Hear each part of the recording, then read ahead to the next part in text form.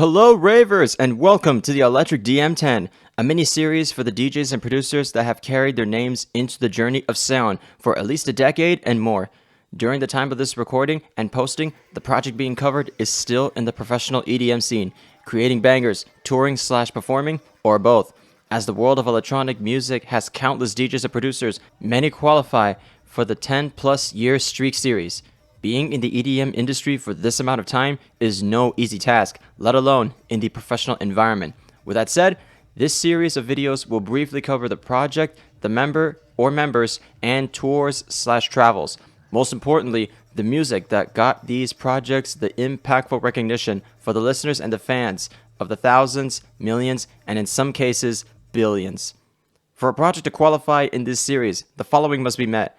First, 10 plus years of the project name being active. Important note, the project name cannot change to a completely different name. Second, at least one main headlining tour or direct support tour of the project's time. Special cases can qualify. And third, must have a minimum of 3 EPs, 1 album, and or several songs/remixes published. Special note, the project name can have a time of taking a break from the scene due to health/unfortunate circumstances, as long as the creator of the project doesn't confirm the end of such project in less than 10 years. Now, with that being said, on to the 6th episode of the Electric DM10 series. Before starting the 6th episode of my Electric DM10 series, I gotta say my apologies for not putting out another documentary for more than 2 months. Even though I have 1 or maybe 2 people that watch it, I just want to say thank you to those that even give one of these videos just 1 view from beginning to end. It does mean the world to me. I don't pay attention to my YouTube analytics or the statistics of how well my channel is doing because I do this as a hobby. Another reason why I haven't done this is because I've been on TikTok. Now that we are facing a ban here in the United States, I want to make every moment count. But I have a feeling something will prevail from this platform. Yes, there's a lot of bad stuff that the platform has shown, but there is a lot of good and a lot of community that it thrives, just like here on YouTube. But with that being said, thank you for allowing me to reach 300 subscribers. Me seeing these type of numbers, yes, they're not supposed to really mean much, but at the same time, it's like a motivation for me to get back into your hobby, get back into what you enjoy doing. That's what I plan on doing. And another shout out, feel free to follow me on TikTok and my Instagram because I have been now partaking in open deck DJs and I cannot wait to take this journey even further now that I finally stepped out of my comfort zone.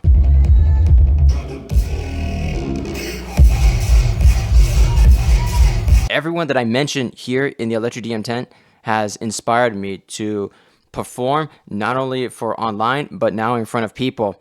And here is another one that has inspired me, and he goes by the name of Henry Fong. Yep, now that the personal intro is out of the way, on to the documentary. Henry Fong, real name Henry James Fong, is a DJ and producer originating from Jupiter. No, not that one.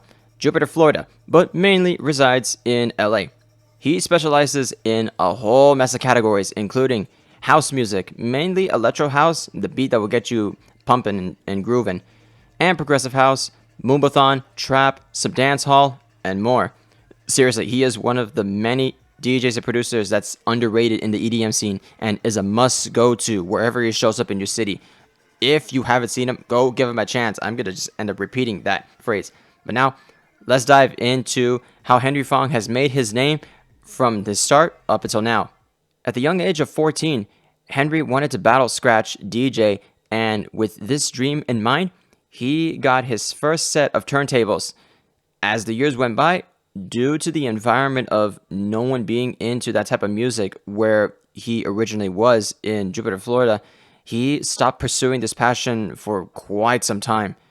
This dream was then revived 8 years later. Once he started being exposed to the vast world, he returned to his home, dusted off his turntables, and made the jump to perform for the clubs in and outside of college. He started DJing while attempting the University of Central Florida as well. He even DJ'd 4 nights a week as he was studying and learning how to make his own music from scratch. People started to notice him performing in various clubs around the Orlando area, and with more attraction, he started to gain more of a reputation in his city. Henry and a few others even formed a group at a local bar/public hangout that lasted for 3 years. That was until the bar closed down. That's where he made the jump, with moving to Los Angeles to take his DJ and producing career even further. In the mid to late 20s, Henry was living with some familiars at the time. During this very rough patch in his life, that's where he discovered Bingo Player, a record label. Henry signed a song with the record label and got his ground name moving to play support shows for big DJs and producers. I'm going to estimate that this was around the late 2000s and the 2010 year-ish. A few years later, he meets one of the biggest DJs and producers of the EDM world, and it's none other than Hardwell. Henry noticed that Hardwell would play a fair amount of his songs during his sets, and he also got a track signed on Revealed Records. Months later, the two finally got the chance to meet in person. Henry states for a person to have that level of knowledge with music, mastering, audio engineering, to geek out about the creativity of music, and to go back and forth with text messages is something super cool.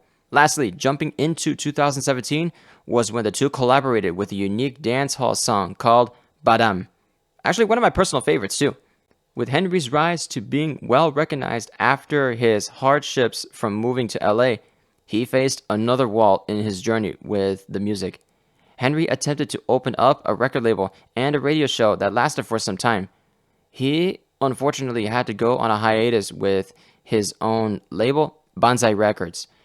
After some experience and knowing what it takes and how much of a team it takes to run such said record label, he does want to return to it at some point. When will that be? Remains to be seen. As of the present year, he is still going up and at it. You just have to catch him every single once in a while with his social media pages, which I'll link to in the EDM box below. But keep your eyes and ears open for whatever he is releasing and whenever he's coming to your city. Travel/tours. Some of the tours that he partook in were for and sometimes alongside various big-name DJs and producers. Ravers and listeners recognize his songs after the golden era of EDM. Some even include Dada Life, Tiesto, 12 Planet, and many more, as he traveled along to play direct support for them. He has been mainly a direct support DJ/producer for other bigger DJs and producers, and has done free shows at big-name clubs like Academy LA from time to time.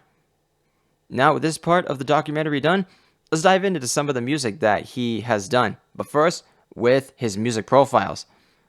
Now, with SoundCloud, according to April 2024, he has over 130,000 followers with a total of 140 tracks. And with Spotify, he has over 620,000 monthly listeners. Now, let's get into some fun facts, shall we? He's a surfer. So whenever he is not doing any DJing or producing, you can catch him doing one of his passions and all-time hobbies, just surfing some waves. Also worked as a fisherman during his high school times. Henry even played the saxophone and was part of a band during his middle school times, which this was one of his first exposures to music. He is a multi-sport enthusiast, meaning that he just likes to go and try out any sport that he has the opportunity to do. Henry graduated from the University of Central Florida into a marketing degree and was part of a fraternity. Henry actually has a LinkedIn profile.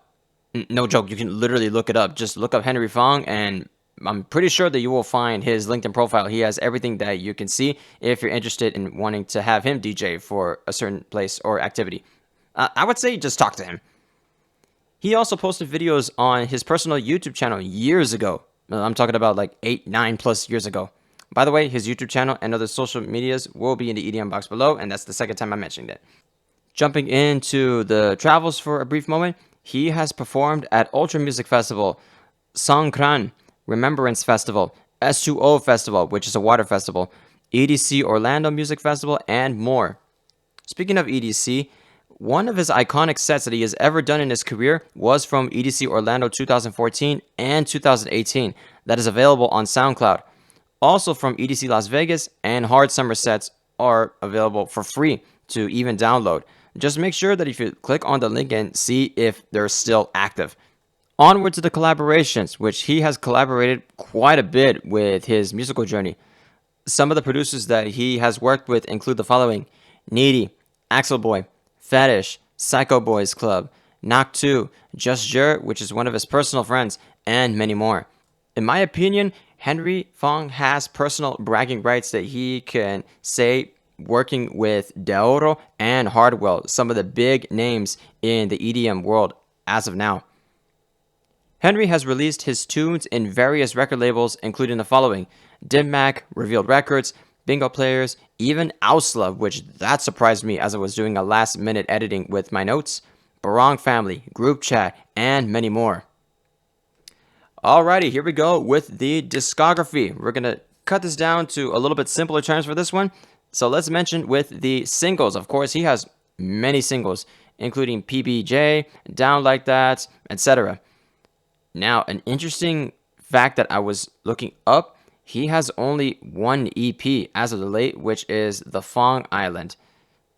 He also doesn't have any official albums according to Spotify and SoundCloud, but he has placed remix EPs from certain songs Henry has created, and they are the following: Stand Up, Drop It Down Low, which is one of my personal favorites, Young Hearts, and another favorite with mine, What's the Move? Many producers that have contributed to this remix EP that is under his name include etc. etc., Taisoki, Rem-K, Barely Alive, Fight Club, Milo and Otis, Steve Aoki, and more. Few of the submissions are even considered edits and was approved by Henry Fong himself. Before jumping into the personal thoughts, let's give my personal recommendations that I would like to introduce to you if you're wondering, what song should I look up with Henry Fong? I got a few for you. Of course, one of them is What's the Move?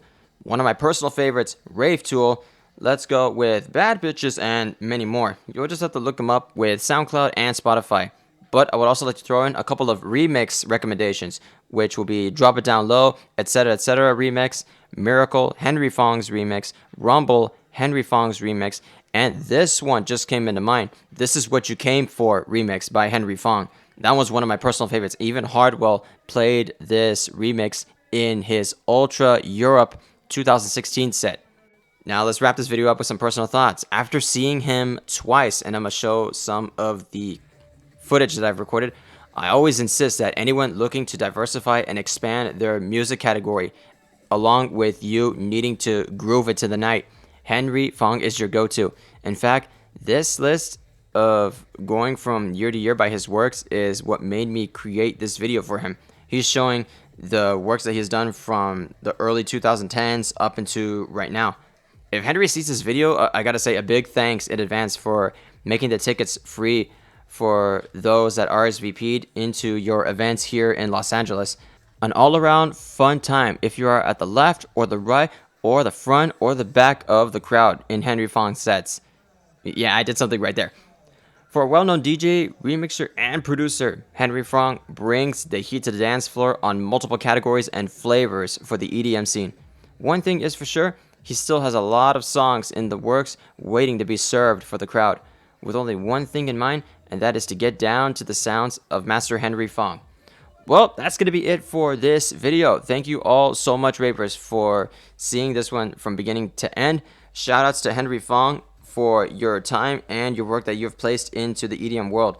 As mentioning one more time, I'll be putting his social medias and his music stuff in the EDM box below, along with my personal stuff in the EDM box below. It's going to be quite a unique thing that I want to be doing these videos like every 10 to 14 days. So like a week and a half to 2 weeks. I still have a bunch of scripts in the edits and in the works, and I just got to get up there and do it here to present to all of you. Once more, thank you, Henry Fong, and thank you, the viewer, for watching and sticking around with me. Now that we're at 300 subscribers, I cannot thank you enough. I just want to get motivated even more to push forward, to pursue this, and to see where my creativity goes. Lastly, keep listening, stay safe out there, and rave on.